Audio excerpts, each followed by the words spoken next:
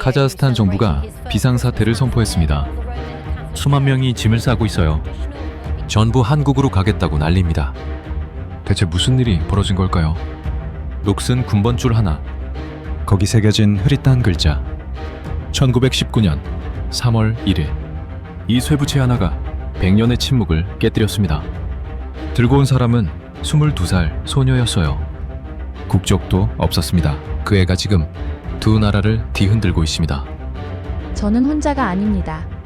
제 뒤에는 100년을 기다린 700만 형제들이 있습니다. 전 세계를 놀라게 한 고려인 대이동. 그 가슴 벅찬 이야기가 지금 펼쳐집니다. 영상 시작 전에 좋아요와 구독 버튼 꼭 한번 눌러주세요. 여러분의 응원이 저에겐 큰 힘이 됩니다. 그럼 바로 시작하겠습니다. 지금 카자흐스탄이 텅 비어가고 있습니다. 수만 명이 짐을 싸고 있어요. 모두 한국으로 가겠다고 난리입니다. 70년 넘게 숨죽여 살던 고려인들이 갑자기 들고 일어났어요. 이 거대한 이동의 시작점에는 단 한 명의 소녀가 있었습니다. 국적도 없이 남의 집밭을 갈던 22살. 하지만 이 이름은 공식 문서 어디에도 없었어요. 저는 국적이 없었습니다. 카자흐스탄 사람도 아니고, 러시아 사람도 아니고, 한국 사람도 아니었어요. 유령이었습니다. 이런 사람이 전 세계에 얼마나 되는지 아십니까? 1200만 명입니다. UN 공식 통계예요. 카자흐스탄의 겨울은 잔인했습니다. 영하 30도까지 떨어져요. 하지만 추위보다 더 무서운 건 배고픔이었습니다. 알마티 외곽 빈민촌, 낡은 판잣집. 그곳이 22년간 제 인생의 전부였어요. 할머니는 늘 말씀하셨습니다. 하나야, 우리는 민들레 홀씨 같은 신세란다. 할머니는 90평생을 그렇게 사셨어요. 1937년 17살에 연해주에서 강제로 열차에 태워졌습니다. 소 태우는 짐칸이었어요. 한 달을 갔습니다. 그 안에서 사람들이 죽었어요. 얼어 죽고, 굶어 죽고. 할머니 여동생도 그랬습니다. 14살이었어요. 17만 명. 17만 명이 그렇게 끌려갔어요. 할머니의 손은 나무 껍질처럼 거칠었습니다. 맨손으로 땅 파서 톡을 만들고 살아남으셨거든요. 그 구분 등이 우리 가족 100년의 무게였습니다. 그리고 그날이 왔어요. 새벽. 할머니 숨소리가 이상했습니다. 고열이었어요. 병원에 가야 했습니다. 하지만 돈이 없었어요. 무국적자가 갈 수 있는 병원은 없었습니다. 새벽 시장 약국 문을 두드렸어요. 돈 없으면 안 돼. 제발요. 할머니가 죽어가요. 안 된다니까. 문이 쾅 닫혔습니다. 저는 그 자리에 주저앉았어요. 울었습니다. 소리 죽여 울었어요. 나라가 없으면 약도 못 사는구나. 사람이 아니구나. 집에 돌아왔을 때 할머니가 눈을 뜨고 계셨어요. 몽롱한 눈빛이었습니다. 하나야. 서랍장 밑봐라. 할아버지가 남긴 게 있다. 손을 넣었어요. 차가운 금속이 닿았습니다. 녹슨 목걸이였어요. 이걸 꼭 고향으로 가져가야 한다고 하셨다. 그래야 우리가 누군지 알 수 있다고. 고향이요? 한국말이다. 할머니 눈에서 눈물이 흘렀습니다. 거기로 가거라. 여기 있으면 너는 평생 유령이야. 한국으로 가서 이 목걸이 주인을 찾아라. 그게 할머니의 마지막 말이었습니다. 그날 밤, 할머니는 제 손을 꼭 잡은 채 숨을 거두셨어요. 마지막까지 동쪽 하늘을 보셨습니다. 눈을 감지 못하셨어요. 장례는 초라했습니다. 비석 세울 돈이 없어서 나무 십자가의 매직으로 이름을 썼어요. 김순희. 1934-2024. 90년을 사셨는데 남은 건 나무 십자가 하나였습니다. 무덤에서 돌아오는 길. 목에 걸린 쇠붙이를 만졌어요. 차가웠습니다. 근데 이상하게 심장 위에서 뜨겁게 느껴졌어요. 가야 한다. 한국으로. 하지만 방법이 없었습니다. 여권도 없는 무국적자가 어떻게 국경을 넘어요? 저는 그때 몰랐습니다. 이 녹슨 쇠붙이가 제 인생을 바꿔놓을 줄. 700만 고려인의 운명을 뒤흔들 줄. 그건 정말 몰랐습니다. 절망적이었습니다. 여권도 없고, 돈도 없고, 아는 사람도 없었어요. 하지만 하늘이 무너져도 솟아날 구멍은 있다고 했잖아요. 시내 인력사무소 벽에 종이 한 장이 붙어 있었습니다. 대한민국 농촌 계절근로자 모집. 숙식 제공. 월급 200만 원. 심장이 쿵쾅거렸어요. 200만 원. 이게 얼마인지 아십니까? 카자흐스탄 돈으로 120만 탱게예요. 여기서 1년 꼬박 일해야 버는 돈입니다. 하지만 돈보다 중요한 건 대한민국. 그 네 글자였어요. 저는 무작정 사무소 안으로 들어갔습니다. 저기요. 이거 신청하고 싶어요. 접수원이 저를 봤어요. 위아래로 훑어봤습니다. 여권 있어? 없어요. 무국적자예요. 콧방귀를 꼈어요. 무국적자? 누가 받아줘? 꺼져. 제발요. 저 농사일 잘해요. 한국말도 해요. 저는 떨리는 목소리로 한국어를 했습니다. 안녕하세요. 저는 하나입니다. 일 잘합니다. 남자 눈이 커졌어요. 너 한국말 어디서 배웠어? 할머니한테요. 드라마 보고도 배웠어요. 할머니가 늘 말씀하셨거든요. 한국말 잊어버리면 안 된다. 그게 우리가 누군지 증명하는 유일한 거야. 그 서툰 한국어가 제 목숨줄이 될 줄 누가 알았겠어요. 제발 보내주세요. 저 진짜 가야 해요. 남자가 서류를 내밀었습니다. 운 좋은 줄 알아. 마침 한국 농장에서 한국어 되는 사람 찾고 있어. 근데 보증금 내야 해. 100만 탱게. 눈앞이 캄캄했습니다. 100만 탱게.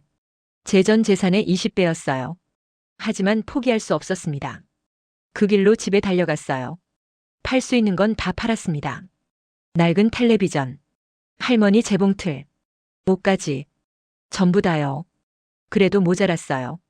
결국 어머니 금반지를 팔았습니다. 어머니가 돌아가실 때 제게 남긴 유일한 거였어요. 전당포 주인한테 넘길 때 손이 떨렸습니다.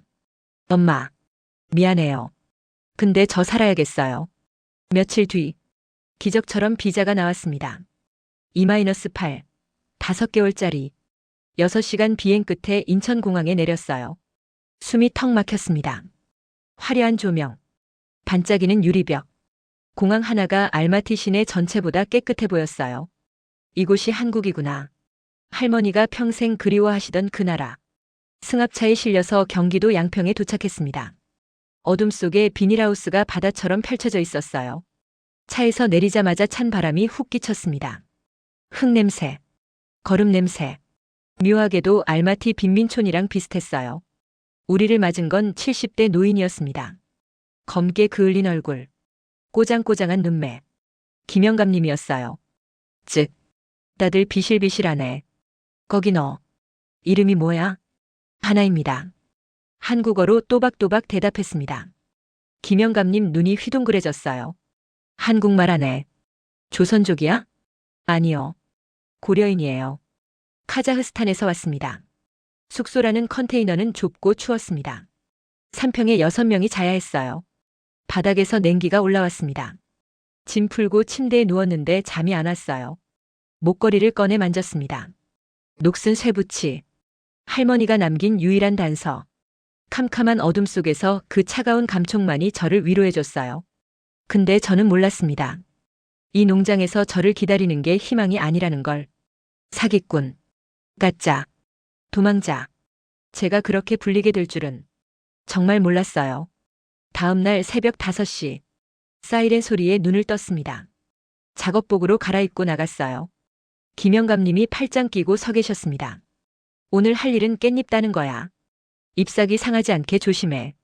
한 장이라도 찢으면 일당에서 깐다. 일은 생각보다 훨씬 힘들었어요. 허리 굽히고, 쪼그리고 앉아서, 깻잎 따고, 또 따고, 1시간만 지나도 허리가 끊어질 것 같았습니다. 비닐하우스 안은 찜통이었어요. 점심시간. 김영감님이 제 맞은편에 앉으셨습니다. 너 왜 왔어? 곱게 생겨가지고. 돈 벌러 왔어요. 그리고 찾을 게 있어서요.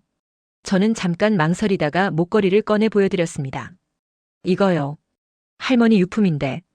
이게 뭔지 알아오라고 하셨어요. 김영감님이 목걸이를 받아들었어요. 별 관심 없다는 듯 보시다가 멈칫하셨습니다. 잠깐. 이거. 돋보기를 꺼내 쓰셨어요. 표면을 손가락으로 문질러 보셨습니다. 정태산 1919년. 대한독립. 김영감님 손이 떨리고 있었어요. 너 이거 어디서 났다고 했지? 할머니요. 증조 할아버지 유품이라고. 따라와. 김영감님 방으로 갔습니다. 책장에서 두꺼운 책을 꺼내셨어요. 독립운동사 인명사전. 침을 묻혀가며 책장을 넘기셨습니다. 찾았다. 여기 봐라. 떨리는 마음으로 들여다봤어요. 흑백 사진 한 장. 결의에 찬 눈빛의 남자. 정태산. 1895-1920. 대한독립군 소속. 봉오동 전투 참전. 전사. 봉오동 전투. 아십니까? 1920년 6월. 독립군 300명이 일본군 1000명을 물리친 전투예요. 대한민국 독립운동사 최초의 대승이었습니다. 여기 봐 군번 1919년-3월 1일. 목걸이에 새겨진 숫자랑 똑같잖아. 이건 독립군 인식표야. 봉오동 전투 영웅 정태산 장군의 인식표라고. 머릿속이 하얘졌습니다. 할머니가 말씀하셨던 그 비밀이 이거였어요. 우리 가족이 100년 동안 떠돌았던 이유가. 김영감님이 저를 와락 끌어 안으셨습니다. 아이고, 이 귀한 분 후손을 내가 부려먹고 있었네. 영감님 눈에서 굵은 눈물이 떨어졌어요. 하나야. 너는 그냥 외국인 노동자가 아니야. 너는 이 나라의 주인이다. 그 한마디에 참았던 눈물이 터졌습니다. 카자흐스탄에서 조센징이라고 놀림받았던 날들. 무국적자라고 무시당했던 22년. 그게 주마등처럼 스쳐갔어요. 나는 유령이 아니었어. 나는 뿌리가 있는 사람이었어. 하지만 감동도 잠시였습니다. 영감님. 근데 증거가 없잖아요. 그래서 확인해야지. 내일 서울 가자. 국가보훈처. 유전자 검사 신청하면 돼. 정말 찾을 수 있을까요?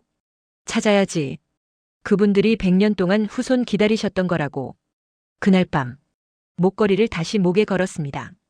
차갑기만 했던 금속이 이제는 따뜻하게 느껴졌어요. 증조할아버지. 저 왔어요. 하나가 왔어요. 하지만 저는 몰랐습니다. 서울에서 저를 기다리는 건 환영이 아니라 의심이라는 걸. 군번줄요? 벼룩시장 가면 몇만 원입니다.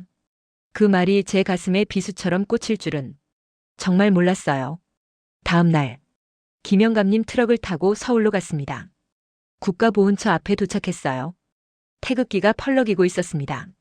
그걸 보는 순간 다리에 힘이 풀렸어요. 할머니. 보고 계세요? 우리가 드디어 집에 왔어요. 하지만 문을 열고 들어가는 순간 현실이 저를 덮쳤습니다. 접수대 직원이 서류를 보더니 저를 올려다봤어요. 꾀재재한 옷차림. 흙 묻은 손톱. 독립유공자 후손 확인 신청이요? 네. 목걸이를 내밀었습니다. 직원이 받아들더니 코웃음을 쳤어요. 아가씨. 솔직히 말씀드릴게요. 건조한 목소리였습니다. 최근에 고려인동 포법 바뀌면서 독립유공자 후손이라고 주장하는 분들이 하루에도 수십 명씩 옵니다. 수십 명이요. 근데 가짜가 태반이에요. 족보 위조하거나 어디서 주워온 훈장 들고 오거나. 그의 눈빛. 명백한 의심이었어요. 군번줄이요? 벼룩시장 가면 몇만 원입니다. 몇만 원이면 살 수 있어요. 심장이 쿵 내려앉았습니다. 유전자 검사는 해드리겠지만 너무 기대하지 마세요. 그는 저를 독립군 후손으로 보는 게 아니었어요. 한국 국적 탐나서 사기치러 온 가난한 외국인. 그렇게 보고 있었습니다. 농장으로 돌아왔어요. 김영감님은 저를 믿어주셨지만 아들은 달랐습니다. 아버지 노망 나셨어요? 저게 독립군 후손이라고요? 관리실에서 고함이 터졌어요. 딱 봐도 거짓말이잖아요. 요즘 외국인 애들 비자 받으려고 별짓 다 한다던데. 검사 결과 나오면 가짜라고 판명 날 거고. 그때 되면 짐 싸서 도망갈 거예요. 문 밖에서 듣고 있었습니다. 주먹을 꽉 쥐었어요. 손톱이 살을 파고들었습니다. 가짜. 사기꾼. 도망자. 그게 대한민국이 저를 부르는 이름이었어요. 100년 전 제 증조할아버지는 이 나라 위해 목숨을 바치셨습니다. 근데 그 후손은 잠재적 범죄자 취급을 받고 있었어요. 그날부터 농장 공기가 달라졌습니다. 다른 노동자들도 저를 피했어요. 야, 쟤랑 어울리지 마. 나중에 문제 생기면 우리까지 잘려. 관리자는 일부러 가장 힘든 일을 시켰습니다. 땡볕에 비닐하우스 지붕 고치게 하고 썩은 거름 맨손으로 치우게 했어요. 독립군 후손? 웃기고 있네. 뼈대 있는 집안이면 이런 것도 버텨봐야지. 저는 악착같이 버텼습니다. 울지 않았어요. 입술 깨물며 버텼습니다. 하지만 밤이 되면 무너졌어요. 컨테이너 침대 위에서 목걸이를 부여잡고 소리 죽여 울었습니다. 할머니, 정말 맞는 거예요? 이거 진짜 할아버지 거 맞아요? 의심이 독버섯처럼 피어올랐어요. 만약 가짜라면 사기꾼으로 몰려서 추방당하고 평생 손가락질 받으며 살아야 하는 거예요. 차라리 오지 말걸. 후회가 밀려왔습니다. 그렇게 지옥 같은 일주일이 지났어요. 약속한 날짜가 됐습니다. 보훈처에서 연락이 없었어요. 하루가 지나고 이틀이 지났습니다. 피를 말리는 침묵이었어요. 꺼봐. 내 말이 맞지? 관리자가 비웃었습니다. 가짜니까 연락 안 오는 거야. 야, 오늘까지만 일하고 짐 싸라. 김영감님이 쓰러지셨습니다. 아들과 싸우시다가 화병이 나신 거예요. 저를 지켜주던 유일한 방패가 사라졌습니다. 사흘째 되던 날 저녁. 비가 억수같이 쏟아졌어요. 저는 비닐하우스 뒤편에 쪼그리고 앉아 있었습니다. 내일이면 쫓겨난다. 그 두려움 때문에 숙소로 들어갈 수가 없었어요. 그때 주머니 속 핸드폰이 울렸습니다. 모르는 번호였어요. 심장이 덜컥 내려앉았습니다. 여보세요? 정하나 씨 되십니까? 국가보훈처입니다.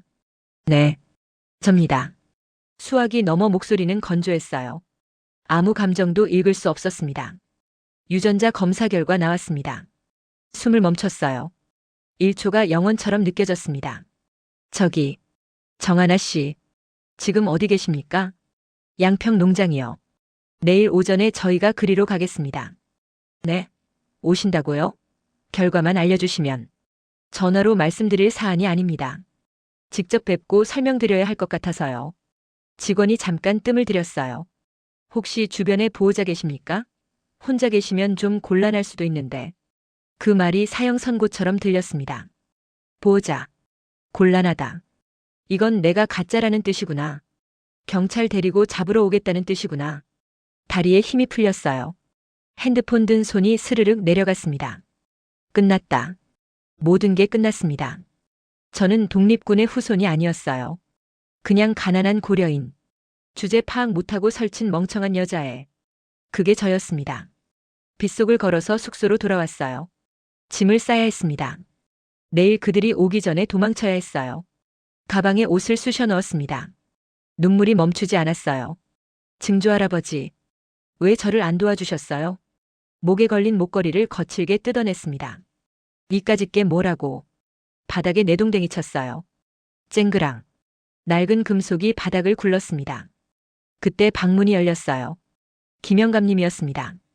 며칠 사이 10년은 늙어버린 모습이었어요. 바닥에 떨어진 목걸이를 보시더니 힘겹게 허리를 굽혀 주워 드셨습니다. 하나야. 왜 이러냐? 이걸 버리면 어떡해. 가짜래요. 다 가짜래요. 제가 소리를 질렀습니다. 보훈처에서 내일 잡으러 온대요. 저보고 보호자 있냐고 물어봤어요. 저 감옥 가기 싫어요. 김영감님이 저를 와락 끌어 안으셨습니다. 아니야. 그럴 리 없어. 내가 봤다. 내 눈으로 똑똑히 봤어. 너는 정장군님 핏줄이 맞아. 아니라고요. 울지 마라. 설령 가짜라고 해도 너는 내 손녀다. 내가 지켜줄게. 누가 너를 잡아가려고 하면 내가 막겠다. 영감님의 품에서 저는 밤새도록 울었습니다. 억울해서, 서러워서, 그리고 이 투박한 한국 노인의 정이 너무 고마워서. 다음 날 아침, 비는 그쳤지만 하늘은 흐렸습니다. 농장 앞마당에 긴장감이 감돌았어요. 관리자는 득이양양한 표정으로 서 있었고, 다른 노동자들은 웅성거리고 있었습니다. 저기 온다. 누군가 소리쳤어요. 검은색 세단 3대가 흙먼지를 일으키며 농장으로 들어왔습니다. 관용차였어요. 차가 멈추고 양복 입은 사람들이 내렸습니다. 1명, 2명, 5명. 맨 앞에 선 사람은 보훈처에서 봤던 그 직원이었어요. 저는 김영감님 뒤로 숨었습니다. 무서웠어요. 정하나 씨 계십니까? 김영감님이 제 손을 꽉 잡고 앞으로 나서셨습니다. 여기 있소. 내 손녀딸 건드리지 마시오. 얘가 뭘 잘못했다고 떼거지로 몰려와. 김영감님이 고함을 치자 직원이 당황한 표정을 지었어요. 해코지라니요? 오해가 있으신 것 같습니다. 직원 뒤에 서 있던 노신사가 앞으로 나왔습니다. 지팡이를 짚고 천천히 걸어오셨어요. 은퇴 안경 너머로 보이는 눈빛이 묘하게 떨리고 있었습니다. 학생이 하나 양인가? 네. 노신사는 한참 동안 제 얼굴을 뚫어지게 보셨어요. 그러더니 품에서 낡은 사진 한 장을 꺼내셨습니다. 이 여자분 본 적 있나? 사진을 들여다봤습니다. 그리고 숨을 멈췄어요. 할머니. 젊은 시절의 할머니였습니다. 제가 앨범에서 수없이 봤던 그 얼굴. 할머니 맞아요. 우리 할머니예요. 노신사의 눈에서 주르륵 눈물이 흘러내렸습니다. 떨리는 두 손으로 제 어깨를 잡으셨어요. 찾았다. 드디어 찾았어. 네. 나는 정두윤 지사의 손자 정민석이라고 한다. 내 증조할아버지 정태산 지사의 동생분 후손이야. 우리는 육촌지간이다. 저는 멍하니 그를 바라봤어요. 사촌 동생의 손녀. 그럼 이분이 제 친척이라고요? 직원이 다가와 설명했습니다. 정하나 씨, 축하드립니다. 유전자 검사 결과 99.9999% 일치했습니다. 정태산 지사의 직계 증손녀가 확실합니다.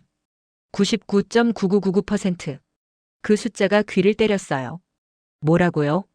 김영감님이 소리를 질렀습니다. 그럼 진짜야? 진짜 독립군 후손이야? 네, 맞습니다. 너무 늦게 찾아서 죄송합니다. 족보가 유실되어 확인하는 데 시간이 걸렸습니다. 전화로 말씀드리기엔 너무 큰 사안이라 예우를 갖추려고 직접 찾아온 겁니다. 보호자를 찾은 건 너무 놀라실까봐. 다리에 힘이 풀렸어요. 저는 그 자리에 주저앉았습니다. 진짜였어. 할머니의 말이 맞았습니다. 저는 유령이 아니었어요. 저는 뿌리가 있는 사람이었습니다. 그것도 대한민국의 독립을 위해 싸운 영웅의 핏줄. 정민석 할아버지가 저를 일으켜 세워 끌어안으셨어요. 미안하다. 너무 늦게 찾아서 미안하다. 그 먼 타국에서 얼마나 고생이 많았니? 이제 괜찮다. 이제 집에 가자. 집이요? 그래. 내가 있어야 할 곳은 여기가 아니다. 대한민국이 너를 기다리고 있다. 그 순간 뒤에서 지켜보던 관리자의 얼굴이 사색이 됐어요. 쥐구멍이라도 찾고 싶은 표정으로 슬금슬금 뒷걸음질 쳤습니다. 김영감님이 통쾌하다는 듯 웃으셨어요. 봤냐 이놈아. 내가 뭘 했어. 진짜라고 했지. 당장 가서 사과해. 무릎 꿇고 빌어. 관리자가 제 앞으로 와서 고개를 푹 숙였습니다. 죄송합니다. 제가 눈이 삐어서. 저는 그를 쳐다보지 않았어요. 그를 미워할 시간조차 아까웠습니다. 제 눈에는 오직 70년 만에 만난 핏줄, 정민석 할아버지의 따뜻한 눈빛만이 들어왔어요. 보훈처 직원이 제 앞에 정중하게 허리를 숙였습니다. 정하나님. 아니 정하나 지사님. 대한민국 정부를 대표하여 정식으로 예를 표합니다. 조국을 찾아주셔서 감사합니다. 이제부터 귀하의 신분과 안전은 국가가 책임지겠습니다. 그 말이 세상에서 가장 아름다운 노래처럼 들렸어요. 저는 김영감님을 돌아봤습니다. 영감님은 눈물을 훔치며 손을 흔드셨어요. 가라. 가서 내 자리 찾아. 여기는 내가 있을 곳이 아니다. 영감님. 감사합니다. 저 믿어주셔서. 저 지켜주셔서. 저는 김영감님에게 큰 절을 올렸습니다. 하늘을 올려다봤어요. 비 온 뒤 하늘은 눈이 시리도록 파랬습니다. 할머니. 들리세요? 제가 찾았어요. 제가 증명했어요. 대한민국 임시정부 수립 기념일. 저는 청와대 영빈관에 서 있었습니다. 불과 한 달 전만 해도 양평 비닐하우스에서 깻잎을 따던 제가 지금은 고운 한복을 입고 대통령과 장관들 앞에 서 있었어요. 단상에 오르는 다리가 후들거렸습니다. 하지만 가슴속에서는 뜨거운 무언가가 솟구쳐 올랐어요. 마이크 앞에 섰습니다. 제 증조 할아버지는 나라를 되찾기 위해 차가운 만주 땅에서 돌아가셨습니다. 시신조차 수습하지 못한 채 낡은 군번줄 하나만 남기셨어요. 그리고 100년이 지난 오늘 그 증손녀인 제가 잃어버린 조국을 되찾았습니다. 박수가 터져 나왔어요. 대통령님이 단상으로 올라오셨습니다. 정하나 양. 정부가 할 수 있는 모든 지원을 아끼지 않겠습니다. 무엇이든 말해보세요. 아파트를 원하십니까? 대학 진학을 원하십니까? 장내가 조용해졌어요. 모두가 제 대답을 기다렸습니다. 저는 고개를 저었습니다. 대통령님, 저는 집도 돈도 필요 없습니다. 그럼 무엇을 원하십니까? 기술을 원합니다. 기술이요? 네. 저는 한국의 농업 기술을 배우고 싶습니다. 장내가 웅성거렸어요. 독립유공자 후손이 고작 농사 짓는 법을 배우겠다니. 제 고향 카자흐스탄에는 저처럼 가난하게 사는 고려인들이 수만 명입니다. 광활한 땅은 있지만 기술이 없어서 굶주리고 있어요. 제가 한국의 농업 기술을 배워서 그들에게 전해주고 싶습니다. 저는 주먹을 꽉 쥐었습니다. 증조 할아버지가 총을 들고 나라를 구하셨다면 저는 쌀을 들고 제 형제들을 구하고 싶습니다. 밥 굽는 서러움이 얼마나 끔찍한지 저는 뼈저리게 알고 있으니까요. 대통령님의 눈시울이 붉어졌어요. 훌륭합니다. 정지사님이 살아계셨다면 얼마나 자랑스러워 하셨을까요? 정부가 돕겠습니다. 그날 이후 제 인생은 또 한 번 바뀌었습니다. 저는 전라북도 전주국립농업과학원으로 갔어요. 드론으로 씨앗을 뿌리고, 인공지능으로 병충해를 잡고, 스마트팜으로 사계절 작물을 키우는 곳이었습니다. 배우는 과정은 쉽지 않았어요. 토양 산성도 분석, 작물 유전자 개량, 기후 데이터 분석, 머리가 터질 것 같았습니다. 하지만 멈출 수 없었어요. 제 어깨에는 배고픔에 허덕이는 수만 명 고려인의 생존이 달려 있었으니까요. 1년이 지났습니다. 저는 트랙터를 몰고, 드론을 조종하고, 흙냄새만 맡아도 땅의 상태를 아는 사람이 됐어요. 그리고 기적 같은 일이 일어났습니다. 제 이야기가 다큐멘터리로 방송된 후 전 세계에서 편지가 쏟아졌어요. 저는 우즈베키스탄 고려인 3세입니다. 하나 씨 방송 보고 울었습니다. 저도 돕고 싶습니다. 러시아에서 유학 중인 대학생입니다. 제 전공인 생명공학 지식을 보태고 싶습니다. 수백 통의 편지 중에 유독 눈에 띄는 게 있었어요. 러시아 과학 아카데미 소속 물리학자 미하일 박. 당신이 농업으로 민족을 구하겠다고 했을 때 제 심장이 다시 뛰는 것을 느꼈습니다. 당신의 밭에 제 과학을 심어도 되겠습니까? 저는 당장 답장을 보냈어요. 우리는 경기도 여주에 시범 농장을 마련했습니다. 김영감님이 빌려주신 땅이었어요. 여기서 맘껏 해봐라. 실패해도 좋다. 땅은 거짓말 안 한다. 목표는 카자흐스탄 맞춤형 품종 개발. 건조하고, 일교차 크고, 염분 많은 중앙아시아 땅에서도 자라는 슈퍼 종자를 만드는 것이었습니다. 실패하고 또 실패했어요. 1년이 지나고, 2년이 지났습니다. 그리고 세 번째 가을. 누렇게 말라비틀어졌던 벼들이 기적처럼 푸른 잎을 띄우더니 황금빛 고개를 숙이기 시작했어요. 하나 씨, 성공했어요. 미하일 씨가 눈물을 흘리며 달려왔습니다. 이 품종은 물 사용량 30% 줄이고도 수확량은 40% 많습니다. 염분 저항성도 완벽해요. 우리는 벼 이삭을 붙들고 울었습니다. 이것은 단순한 쌀이 아니었어요. 100년의 한이 맺힌 결정체였습니다. 2025년 봄, 저는 카자흐스탄으로 돌아왔습니다. 인천공항을 떠날 때 김영감님이 저를 꼭 안아주셨어요. 하나야, 잘해라. 내가 뿌린 씨앗이 꼭 열매 맺을 거다. 비행기에서 창밖을 내다봤습니다. 구름 아래 한반도가 멀어지고 있었어요. 2년 전 이 땅에 발을 디딜 때만 해도 저는 유령이었습니다. 지금은 달랐어요. 저는 뿌리가 있는 사람이었습니다. 알마티 공항에 내렸어요. 숨이 턱 막혔습니다. 수백 명이 나와 있었어요. 고려인들이었습니다. 하나, 하나. 제 이름을 부르고 있었어요. 꽃다발을 든 아이들, 눈물 흘리는 노인들, 태극기와 카자흐스탄 국기를 함께 흔드는 청년들. 저는 그 자리에 멈춰 섰습니다. 다리에 힘이 풀렸어요. 언니, 저도 한국 갈 수 있어요? 12살쯤 된 여자아이가 제 손을 잡았습니다. 제가 2년 전 그랬던 것처럼 헐벗고 마르고 눈빛만 초롱초롱한 아이였어요. 갈 수 있어. 꼭 갈 수 있어. 저는 그 아이를 끌어안았습니다. 일주일 뒤 알마티 외곽 황무지에 첫 삽을 떴습니다. 한마이너스카 농업협력 민들레 프로젝트. 대한민국 정부와 카자흐스탄 정부가 함께 추진하는 사업이었어요. 100헥타르, 축구장 140개 크기의 땅이었습니다. 저는 이 프로젝트의 총괄 책임자가 됐어요. 24살. 2년 전만 해도 남의 집 깻잎이나 따던 무국적자가 미하일 씨가 개발한 슈퍼 종자를 심었습니다. 물 30% 적게 먹고 수확량 40% 많은 기적의 품종. 첫 해 수확량은 기대 이상이었어요. 황무지에서 황금빛 벼가 고개를 숙였습니다. CNN이 취재를 왔어요. 무국적 소녀가 중앙아시아 농업을 혁신하고 있습니다. BBC도, NHK도, 전 세계 카메라가 이 작은 들판을 비추고 있었습니다. 하지만 저는 카메라보다 다른 게 눈에 들어왔어요. 논두렁에 쭈그리고 앉아 벼를 만지는 노인들. 60년 전 강제 이주당했던 1세대 고려인들이었습니다.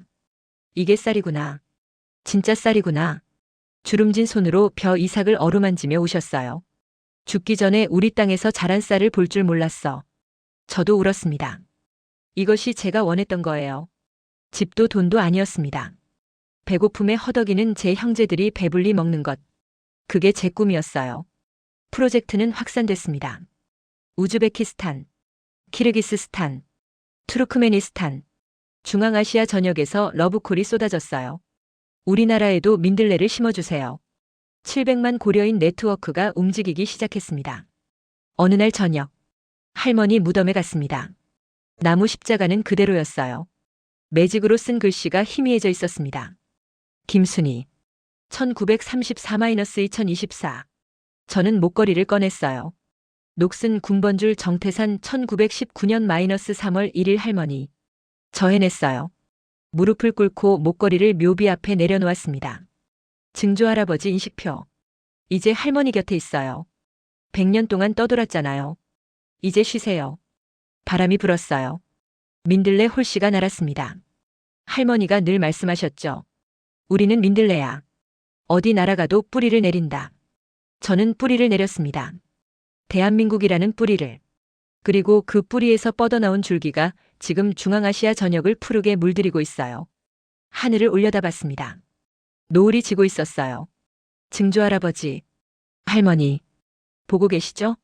저는 이제 혼자가 아닙니다. 700만 형제가 제 뒤에 있어요. 글자 수를 확인해 보겠습니다. 챕터 8 글자 수 줄바꿈 제외 공백 포함 1587자. 목표 범위 1500-1600자 내에 들어갑니다. 후일담과 SEO 설명문도 이어서 작성할까요?